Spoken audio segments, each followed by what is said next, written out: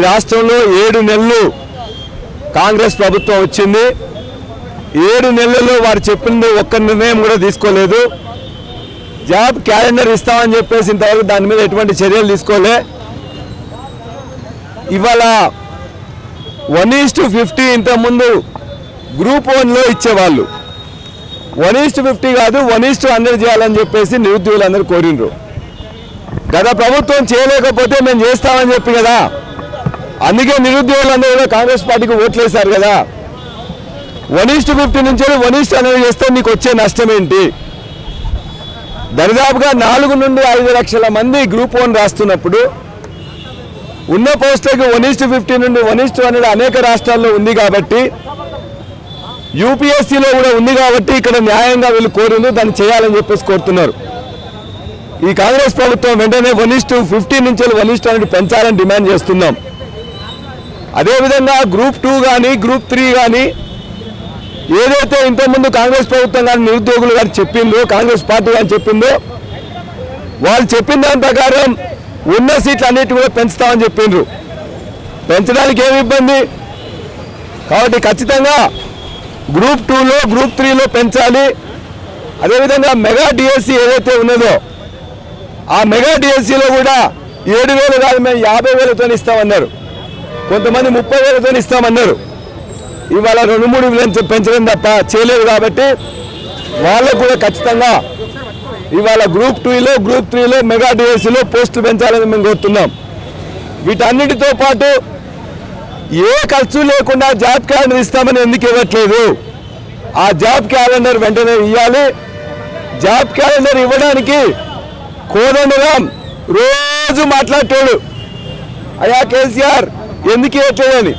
మరి వాళ్ళ నోళ్ళు ఎందుకు మూతలు పడ్డాయి? ఏమి ఎందుకు మూతలు పడ్డాయి?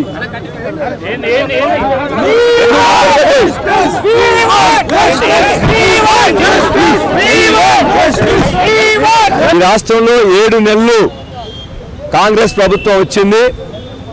7 నెలల్లో వారు చెప్పింది ఒక్క నిర్ణయం కూడా తీసుకోలేదు. జాబ్ క్యాలెండర్ ఇస్తామని చెప్పేసి ఇంతవరకు దాని మీద ఎటువంటి చర్యలు తీసుకోలే. ఇవాళ 1:50 ఇంతకుముందు గ్రూప్ 1లో ఇచ్చేవాళ్ళు 1:50 కాదు 1:100 చేయాలని చెప్పేసి నిరుద్యోగులందరూ కోరినరు.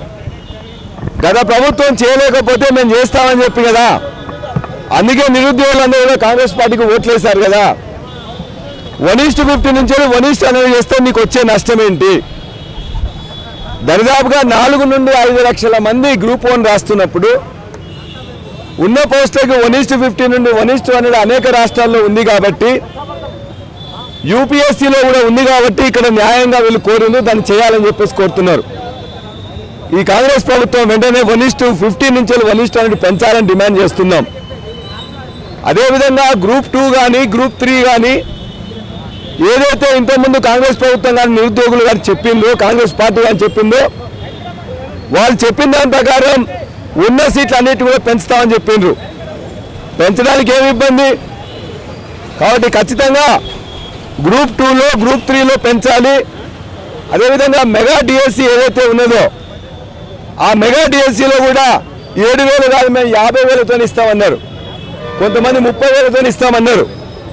ఇవాళ 2-3 వేలు పెంచడం తప్ప చేయలేదు. కాబట్టి వాళ్ళకు కూడా ఖచ్చితంగా ఇవాళ గ్రూప్ 2లో గ్రూప్ 3లో మెగా డిఎస్సిలో పోస్టులు పెంచాలని మేము కోరుతున్నాం. వీటన్నిటితో పాటు ఏ ఖర్చు లేకుండా జాబ్ క్యాలెండర్ ఇస్తామని ఎందుకు ఇవ్వట్లేదు? ఆ జాబ్ క్యాలెండర్ వెంటనే ఇవ్వాలి. జాబ్ క్యాలెండర్ ఇవ్వడానికి కోదండరాం రోజు మాట్లాడతాడు, అయ్యా కేసీఆర్ ఎందుకు ఇవ్వట్లేదని. మరి వాళ్ళ నోళ్ళు ఎందుకు మూతలు పడ్డాయి? ఏమి ఎందుకు మూతలు పడ్డాయి?